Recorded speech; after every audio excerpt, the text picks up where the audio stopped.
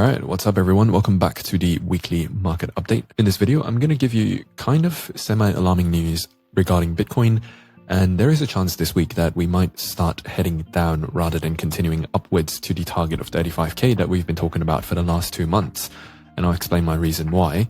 We're going to also talk about Ethereum, and then we're just going to talk about a couple of coins that were recommended by you guys from Twitter. Every week before I film this video, I will ask you guys on Twitter what you would like to see being charted. So if you would like to take part in that, just follow me on Twitter at _theartofcrypto, and let's dive into it. So one of the main things that is driving a Bitcoin dump narrative, well, actually it's two things. Essentially, the first one is the fact that if you just look at the chart here, we are trading between these two levels, which means that this is your range high and that's your range low. Now you've just taken out the range high, and usually when this happens, you tend to go the opposite direction and take out the range low or even further, because this is just the fundamental basis of liquidity. Now I want you to imagine price action as a little fish.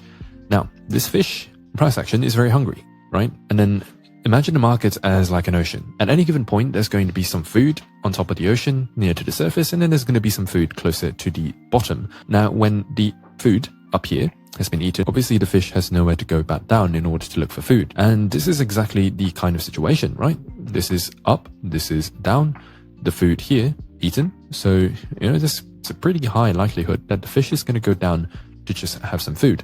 Now, there is only really one confirmation that I have for this to happen. It doesn't really have much to do with price action, because right now price action is unclear as to whether Bitcoin is going to dump or not, other than the fact that on the daily chart, it failed to make a higher high, right? So in order for things to remain bullish, ideally, you would have wanted this move here to confirm like a higher high, but instead you sort of, it's still chopping around essentially, and you don't have a clear direction yet. So price action isn't telling us a lot. So we have to look at this piece of information to make our decision. So basically an ADP report revealed a significant addition of almost 500,000 private sector jobs in June, which was more than double the expected amount. This increase led to a rise in treasury yields, suggesting that the Federal Reserve might continue its rate hike campaign. Now, for those of you who are not familiar with what I just talked about, essentially, when the Fed is hiking the rates, it's called quantitative tightening, and as that name would suggest, it means that the economy is essentially getting tightened, right? Money is flowing out of the markets, people are more defensive, loans get more expensive, whatever. All you need to know is that this is a bearish sign.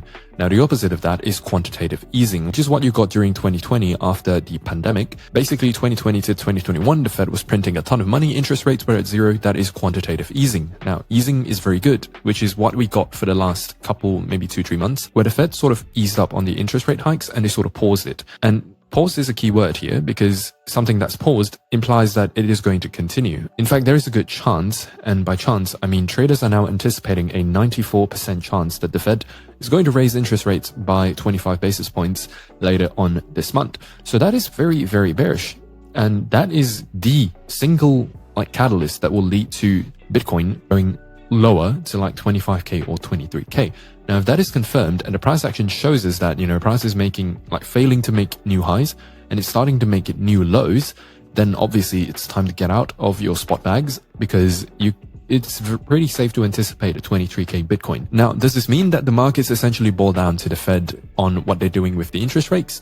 Yeah, essentially. Every market does. Stock market, Bitcoin, whatever. Everything follows the Fed. The Fed is going to be the sole reason why the markets are going up or down, other than Elon Musk, of course. So with that said, there is also a second scenario that I might be looking at. Essentially, in the event that we do not get the rate hikes this month, then we are still going to be en route to 35k before the end of summer, which means I will be expecting this to happen sometime mid next month. Assume that we don't get the interest rate hikes this month, and this is the second scenario that you want to look for.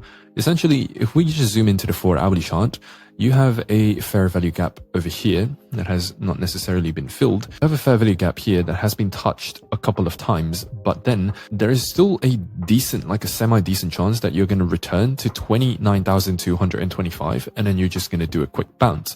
So expect this to happen sometime during Tuesday or Wednesday. If you get a situation like this and then the market structure just reverses completely, like how you got with the SEC, quote unquote SEC event, whereby the price just dumps like that in like a 1 hour span, and then it reverses completely, which we actually called on Twitter as well as the private Discord group. Check it out. You take out that level here, and then I'm just like, hey, go long. That's just a liquidity sweep, right? Goes back to that theory about the fish and price action. So essentially we'll be looking for a, kind of fake move on Tuesday or Wednesday. Assuming that we don't get the rate hikes, then this will very likely be the bottom. Either that or, here, but I really don't expect Bitcoin to retrace that hard in just a singular wick. So this is what I would be looking for. So those are the two scenarios. And before I cap off on Bitcoin, feel free to copy my chart, because essentially what I've marked out here is the only levels that matter in the short to mid term. Now that I've actually zoomed out onto the daily chart, there is actually a pretty high likelihood that we might retrace back to,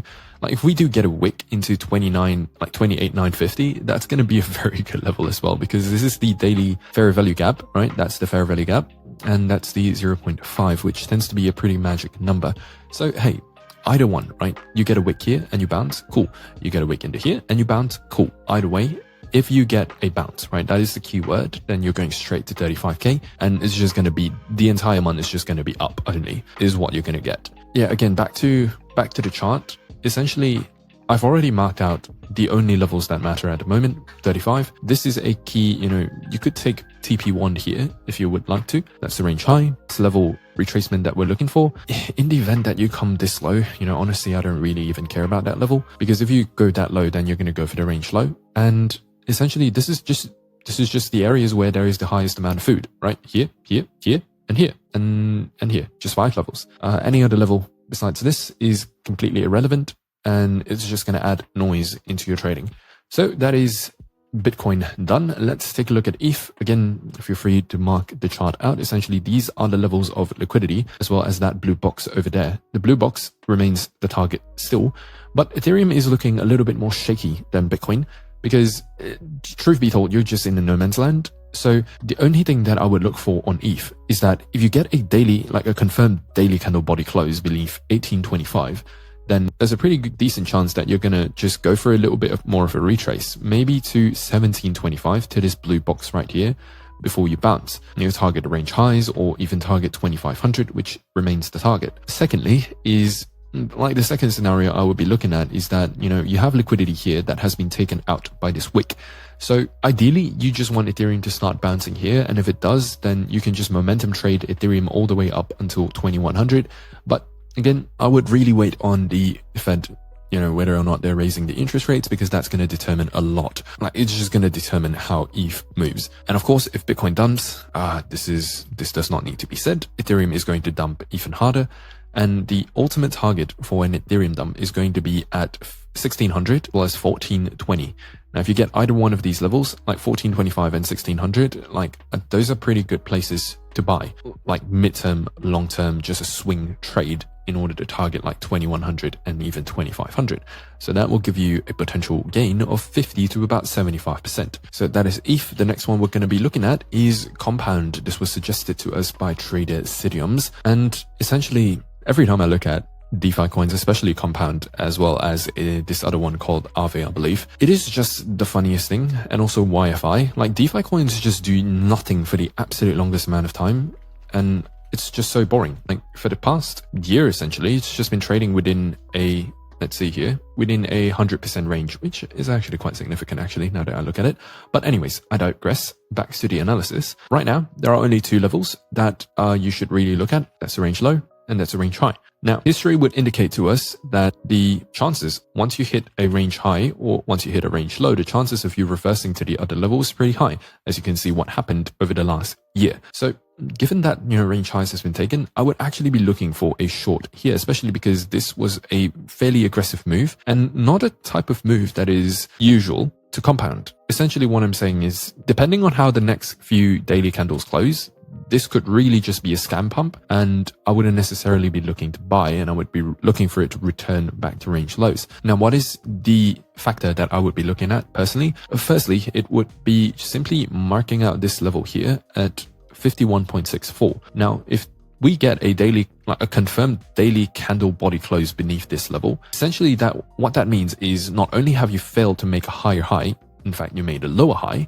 but you also made a lower low. After taking out range highs, and after a pretty aggressive move, and I'm talking about like 130% in a week. So could this be a scam pump? Probably, but that is the factor that I would look at. In fact, if you do get those two criteria fulfilled, then I would just wait for a little bit of a retrace back higher in order to short this back down to range lows. And in this case, my target would be, honestly speaking, it would be actually pretty low. A good first TP would be like at $35. A couple of good TP points would be at 47.8 as well as 35.2. Ultimately, the target should be at 26 because that is how liquidity works. But I don't think we're going to get to 26 that quickly, especially if Bitcoin starts to pump. Then who knows? This could continue on to form new highs.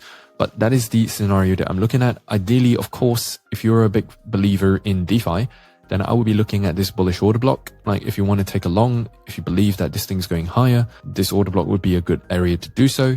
Just at the moment, I've seen how these scam pumps happen, and I'm sure you have seen a lot of times how these scam pumps happen. They are called scam pumps for a reason. But in the event that compound does go higher, then this is the level that I would be looking at 115.6, where it pretty much lines up with the golden pocket. If you draw a fib on the macro range, yeah, that's going to be a good TP point for compound. And lastly, we're going to look at Solana. Now, this is like highly popular. Every week there is always one or two people that are requesting this chart. And I would just first like to say that this was a mistake. I am not always right, and I do make mistakes, and I am not ashamed to admit it.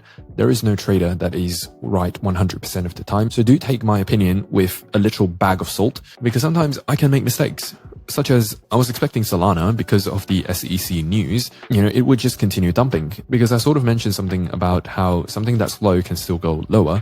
And at the moment, or at least at that time, I did not see a reason for Solana to bounce back. And yet I have been proven completely wrong. But again, no shame in that. Now we just have to figure out what is the next move, because like we're traders, right? We just got to get over it and, move on to the next trade. Essentially, what you need to know is that the food here has just been taken rather aggressively, and this gives us an opportunity to take a short. Now I'll explain why, because if you look back at compound, we had a very clear range. And right now, I want you to think sort of like one step ahead. This is the range low. In the event that price forms a new trading range, this would be the range low and that would be the range high. So you've just taken out the range high, and until you get a little bit of a retrace, especially on sell side liquidity here, then you're not going to continue pumping. What do I mean by that? Essentially, when the markets are, or rather when the market makers want the price to go up, they need fuel, right? I want you to visualize again. Let's go back to that fish analogy. In order for the fish to have enough energy to swim from the bottom of the ocean to the top of the ocean, it needs to eat food along the way. Where is that food? Well, when you are bullish, then the food is going to come from sell side liquidity. So in order to go up, you take food, right? You eat food, eat sell side liquidity in order to propel you to higher heights. So that's essentially how the markets work. So if you are bullish, right, then at the minimum, you would be looking for a retracement back to $19. If you're bullish, this is where you buy in order to form higher highs. Now, if you're bearish, then well, obviously you still just short here and take your TP1 at the sell side liquidity here at $19, but ultimately your second target should be here at about $16. Now, I don't really expect Solana to return back to range lows, because if it does, then that just means that Solana is going back to like $10 or something, which is not highly likely. So for now, the short plan is, you short somewhere around here, or especially when you get a swing failure pattern, essentially price comes back up in order to, try to form a new high, but then obviously it's going to fail because you don't have enough liquidity, you don't have enough fuel to catapult you higher. And so what ends up happening is you fail to make a higher high, and then it will form a lower high, and then that's what you can short down to here, take the liquidity, and then either go back up or continue downwards. But that is the plan for Solana so far. Again, the ultimate targets are going to be at $26 as well as $37 to the upside. And as for the downside, again, it's going to be at $16 as well as $19 here. Now, if you're super bearish, which shouldn't be the case, like Solana is not going to just go to like 15 or even lower. But if you were super bearish, then the ultimate long-term target would be 9.6, but you can trust that that will not be hit for the next few months at the very least. And guys, before I cap off this video, if anything I've said in this video did not make sense to you so far, I'm actually about to release a free course that will explain everything, like the way I look at the markets, liquidity concepts, and I will even give you my exact step-by-step trading strategy. Essentially, you get a blueprint for absolutely free to trade with. All you have to do is sign up to the waitlist down below. Now, I might know what you're thinking. Most free courses suck absolute crap. This is not going to be one of them. It is actually going to change the way that you trade. If you're interested, we're limiting the quantity to control the quality. So sign up to the waitlist as soon as you can. And until then, I will see you in the next market update video. Bye-bye.